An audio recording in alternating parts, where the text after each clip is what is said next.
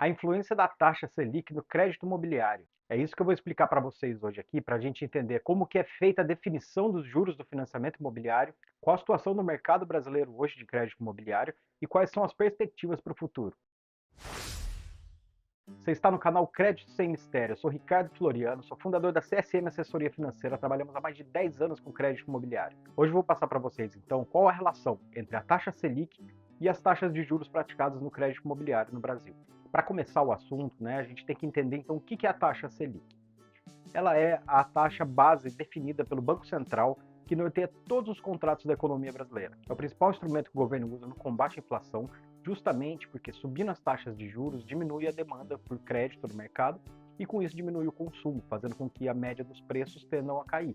Claro que a explicação, né, da relação da inflação ela é muito mais complexa, mas não vem ao caso, porque o ponto do nosso vídeo é a gente entender a relação dela com o crédito imobiliário, porque são muitos fatores que vão influenciar na decisão do Copom, que é o Comitê de Política Monetária Brasileira, que se reúne a cada 2 meses para a definição da taxa. Entre eles, a principal é a inflação, mas tem a questão do dólar, da influência externa, de como que está o mercado hoje no mundo, de como que está o mercado nacional, porque basicamente, quanto mais alta a taxa de juros no país, mais ele vai atrair investimentos externos, porque a gente vai estar remunerando mais esses investidores em relação ao país de origem ou a outros países. Mas, por outro lado, também acaba segurando o consumo interno, o que faz com que os preços das coisas acabem caindo ou deixando de subir muito mais rápido. Então, é uma ferramenta muito importante no controle da inflação e por isso que ela é utilizada dessa forma, né? E é feita assim em grande parte dos países do mundo, onde tem uma taxa referência, uma taxa base, que delimita então a remuneração dos títulos públicos. Mas então, quando a Selic ela está mais alta, ela acaba influenciando todos os contratos de crédito no Brasil, inclusive no crédito imobiliário. Hoje nós temos uma taxa de 13,75 ao ano, é uma das maiores taxas praticadas no mundo. Sendo que há 2 anos atrás a gente estava com uma taxa Selic de 2,25, que aí então foi a época onde a gente teve um maior boom do mercado imobiliário, em busca de crédito imobiliário, né, com taxas na época de 6,99 de taxa fixa ao ano. É uma taxa de juros muito baixa, se a gente pensar que a remuneração da poupança hoje é 6% mais a TR. Inclusive a taxa Selic, e esse é um dos fatores principais da influência dela no crédito imobiliário, que ela afeta diretamente a remuneração da poupança. A regra da remuneração da poupança é o seguinte: quando a Selic está abaixo de 8,5% ao ano, a poupança vai render 70% dela mais a TR. E quando ela está acima de 8,5% ao ano, que é o caso agora, ela vai render 6% mais a TR. Então, se a gente imaginar que a gente já teve uma Selic a 2,25%, significa que a poupança rendia aproximadamente 1,4% ao ano. Como nos financiamentos concedidos pelo SFH, os bancos pegam recursos da poupança para emprestar, e com um rendimento tão baixo da poupança, a tendência das pessoas é tirar o dinheiro de lá, né? Então os bancos acabam ficando com menos dinheiro para emprestar e a demanda aumenta porque os juros estão baixos do crédito imobiliário, o que causa aí então um controle de oferta versus demanda, que faz com que as taxas, mesmo caindo do crédito imobiliário, não caiam tanto, uma vez que para os bancos captarem os recursos, acaba sendo mais difícil porque o volume de recursos na poupança está mais baixo. Já na situação de hoje, onde a poupança rende 6% mais a TR, ela também acaba tendo um prejuízo muito grande, porque outros investimentos de renda fixa acabam rendendo muito mais. Né? O Tesouro Direto, mesmo você tem investimento, tem que render mais de 13% ao ano. Então, nos extremos, seja com a Selic muito baixa ou com a Selic muito alta, acontece que os fundos do financiamento imobiliário ficam comprometidos, porque num caso a poupança não paga nada, então as pessoas tiram. No outro caso, tem investimentos que pagam muito, então as pessoas também tiram. Então é uma questão complicada, porque você nunca vai ter uma redução significativa realmente dos juros do crédito imobiliário para baixo de 7%, por exemplo, porque dificulta para os bancos captarem o dinheiro, já que tem menos dinheiro na poupança, então eles vão ter que emprestar esse dinheiro com uma remuneração maior. De qualquer forma, os juros do crédito imobiliário acompanham de perto os altos e baixos da Selic. Daqui a pouquinho eu vou passar para vocês um gráfico aqui mostrando toda essa evolução aí nos últimos anos. Mas enquanto isso, deixa o seu like aqui, se inscreve no canal, que toda semana a gente tem conteúdo de ponta, de muita qualidade sobre crédito imobiliário, sobre mercado imobiliário. Para você que está comprando seu imóvel financiado, fechar um negócio com tranquilidade, ou para você que é corretor de imóveis, ter uma referência melhor e agregar cada vez mais conhecimento no seu atendimento. Então, continuando nosso assunto, né, sobre a taxa do crédito imobiliário, ela vai ser definida, então, com base na procura e na oferta. Né? Então, mas a gente tem algumas regras que delimitam isso. Por exemplo, no crédito imobiliário pelo SFH, os bancos não podem cobrar uma taxa superior a 12% ao ano, sendo que a taxa mínima que já foi praticada no SFH nos juros fixos pelos bancos privados é de 6,99 ao ano. Como eu já falei, tem que ter esse equilíbrio entre oferta e demanda. Quando a taxa da Selic está muito baixa e acaba influenciando na saída dos recursos da poupança, né? Então os bancos, para manter a sua rentabilidade nos empréstimos, eles acabam não reduzindo muito mais do que isso que a gente já viu aí de piso de 6,99 que teve no passado. Da mesma forma, quando a Selic está alta, que é o caso agora, os bancos também acabam tendo esse limitador de 12%. Em alguns casos, como as pessoas tiram muitos recursos da poupança para fazer outros investimentos, o funding do banco, que é a reserva que o banco tem da poupança ali para emprestar, acaba ficando baixo. Então, já que eles não podem subir mais a taxa, eles acabam dificultando a aprovação do crédito, o que faz com que então selecione os clientes melhores, com histórico melhor com o próprio banco, ou com histórico melhor de crédito no mercado, para que esses sim consigam aprovação. Já para aqueles clientes que em outras épocas aprovaria, que não são clientes ruins, mas às vezes não tem um histórico tão positivo como outros, ou não tem, às vezes, um relacionamento muito próximo, muito forte com um determinado banco, esses clientes então acabam sendo prejudicados, porque a classificação interna deles cai e dificulta a aprovação do crédito. É a maneira que o mercado encontra, né, de limitar o crédito com base naquilo que tem para emprestar, sem subir os juros. Na sequência, eu vou mostrar para vocês um gráfico dos últimos anos da evolução do crédito imobiliário versus a evolução da taxa Selic, a gente entender certinho a relação de uma com a outra. Bom, pessoal, então aqui explicando para vocês esse gráfico, tá? Ele é um gráfico comparativo da taxa Selic e da taxa média do crédito imobiliário nos últimos 12 anos. Essa taxa média que a gente tirou do crédito imobiliário é referente às taxas médias praticadas no SFH, que são aqueles imóveis de até 1,5 milhão, né? Que são recursos captados pela poupança que o banco pega para fazer o empréstimo. E foi tirada então a média das taxas e o valor da taxa Selic, então, entre os meses de junho e julho de cada ano. Tá? A gente começando aqui em junho de 2011, a gente estava com uma Selic de 12,25 e uma taxa média do crédito imobiliário de 9,9. Então, aqui de 2011 para 2012, teve uma redução, né, na casa dos 8% da Selic. O crédito imobiliário acompanhou, baixando de 9,9 para 8,5. Chegou o crédito imobiliário aqui em 2013, uma mínima da época de 7,9. Depois teve uma alta expressiva da Selic até 14,25 em 2016, né?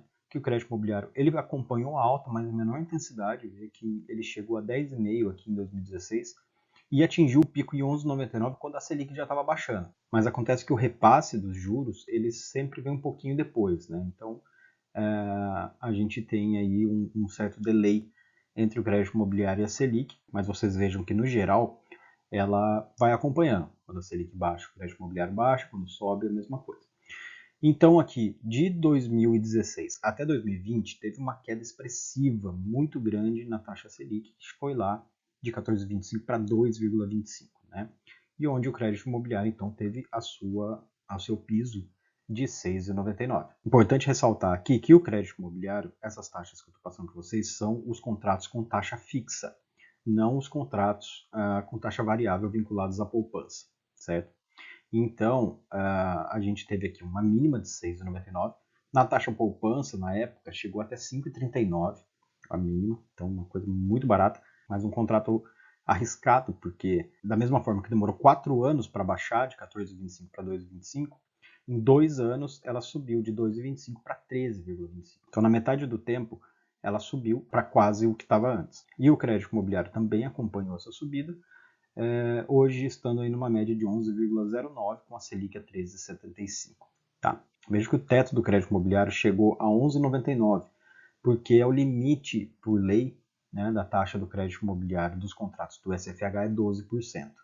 Então por isso que ele também não passou e não vai passar nunca. Então hoje nós estamos aqui com uma taxa média de 11,09, Selic a 13,75, com sinalização do Copom nessa semana, com a ata do Copom divulgada, de que na próxima reunião provavelmente deve ter uma redução. A redução vai ser pequena, muito provavelmente vai ser 0,25, mas já é uma redução, né? Não vamos esperar nenhum movimento do crédito imobiliário muito rápido em relação a isso. A gente provavelmente deve ver alguma alteração mais para o final desse semestre ou para o ano que vem, mais provavelmente. Mas de qualquer forma é uma excelente notícia para a gente, né? De que vai ter como início de redução da taxa Selic, e então o crédito imobiliário deve acompanhar. Um outro aspecto para a gente prestar atenção nesse gráfico é que o crédito imobiliário ele mantém, mesmo com os seus altos e baixos, né, a sua média na grande maior parte do tempo, ele fica aqui entre os 10% e os 9% em média, né? Então, fica nessa região aqui na grande parte do tempo. O que então mostra pra gente que mesmo hoje está um ponto fora da curva de 11,9, como já tivemos um ponto fora da curva para baixo de 6,99. Mas na grande parte do tempo ele fica nesse intervalo entre o 9% e 10%.